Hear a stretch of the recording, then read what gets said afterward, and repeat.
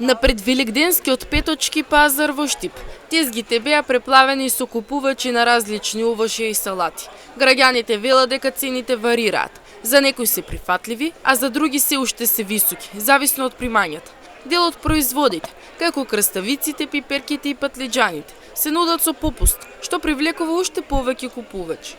Најбарани остануваат традиционалните намирници за празничната трпеза, особено марулата и младиот кромит, кои како што велат анкетираните, најбарани се бидејќи одат како состојка во великденската салата, во која пак главна состојка се јајцата.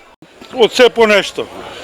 Зелка, моркови, краставички, кромитче, секој има. Што ни треба? Цените за кои се скапи. Тај што има големи примања, нема проблем.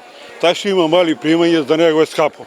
А има и поевтини работи, има и за посиромаси, и за побогати. Важно, пазарот е снабден свежа роба, тоа е најбитно. Има свежа роба, тоа е добро.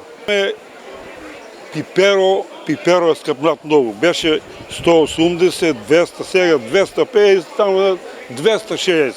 Лутиот пипер. Тоа е поскапнат. А другото е нормално. Сино како што беше. Зелка, крставици, патлиџани и тоа по нормални цени. За разлика од доќаните, тука е поевтинко. Ваги работ зема, крставици, зелка, јабуки, спанаќ, тикви. Кој не? Се има туку торбата. Напунија, и ки си одам сега. Доста е.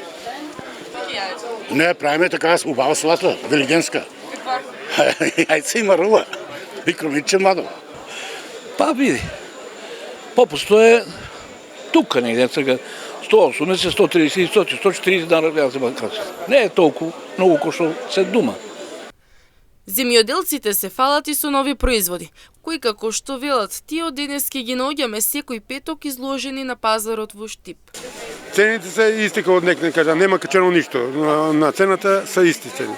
Производ ми е ајсберо сега денеска, а со ајсберо прв пат почнувам и ќе го имам натака редовно. Луѓето уште не го знаат доволно, али ќе се научат, не е проблем тоа. Ќе почнеме да ги произведуваме тие здрави храни што се. Нива и многу е на слично, али ајсбер е водна, че ово е едно ајсбер, че повеќе витамини претворено како 3-4 марули. Ама ефтин да може да ги пробиеме.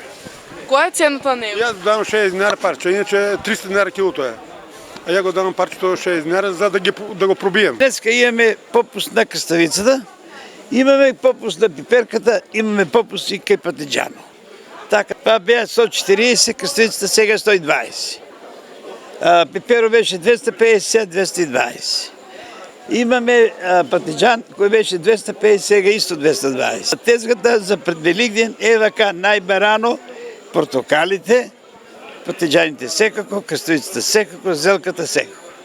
И да не ја забравяме марулата. Продавачите посочуваат дека пазарот е стабилен и снабден со свежи продукти, што е најважно во пресрет на Великден. Дел од нив додаваат дека и покрај поскапување, така и одредени производи, побарувачката не опаѓа и граѓаните сепак ги купуваат потребните намирници за празничната трпеза.